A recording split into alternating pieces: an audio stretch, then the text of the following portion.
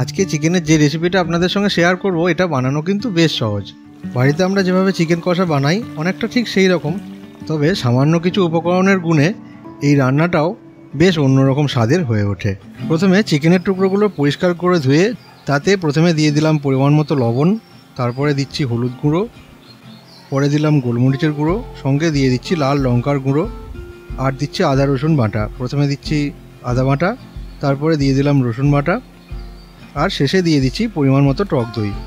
পরিমাণগুলো সব স্ক্রিনে দেওয়া আছে। এবারে সব কিছু চিকেনের সঙ্গে খুব ভালো করে মাখিয়ে নিচ্ছি। এরপরে ঢাকা দিয়ে রেখে দেবো 1 ঘন্টার জন্য।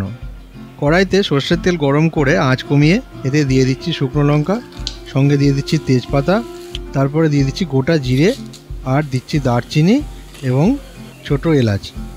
ফোড়নটা একটু নাড়াচাড়া করে ভেজে নিলাম। এরপরে আঁচটা একটু বাড়িয়ে কোচানো পেঁয়াজ ভাজতে দিচ্ছি। পেঁয়াজটা একটু নাড়াচাড়া করে ভেজে নেব বাদামি রং হয়ে যাওয়া পর্যন্ত। এবারে এতে ম্যারিনেট করে রাখা চিকেনটা দিয়ে দিচ্ছি। এবারে আঁচটা মাঝারি রেখে মিনিট 15-এর জন্য চিকেনটাকে খুব ভালো করে কষিয়ে নেব।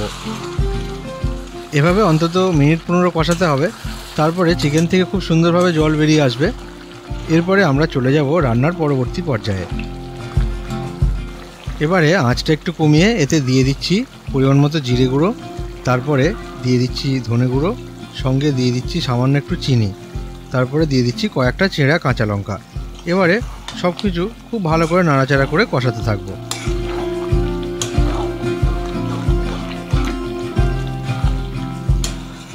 এভাবে ভালো করে নাড়াচাড়া করে কিছুক্ষণ কষাতে পারলেই রান্না থেকে তেলটা ছেড়ে আসবে। তখন আমি এর সঙ্গে যোগ করছি আগের থেকে কুচিয়ে রাখা টমেটো। টমেটোটা দেওয়ার পরে সামান্য অল্প একটু লবণ দিয়ে দেবো, তাহলে টমেটোটা নরম হয়ে মিশে যেতে সুবিধা হবে।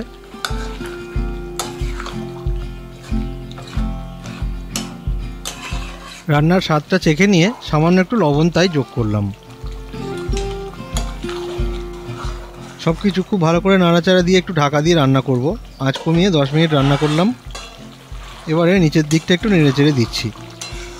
এই পর্যায়ে আমি পরিমাণ মতো গরম জল যোগ করছি যাতে চিকেনটা সেদ্ধ হতে সুবিধা হয়। আবার ঢাকা দিয়ে রান্না করব আরও 10 মিনিটের জন্য। চিকেনটা সেদ্ধ হয়ে গেছে, ঝোলটাও বেশ সুন্দর ঘন হয়ে এসেছে।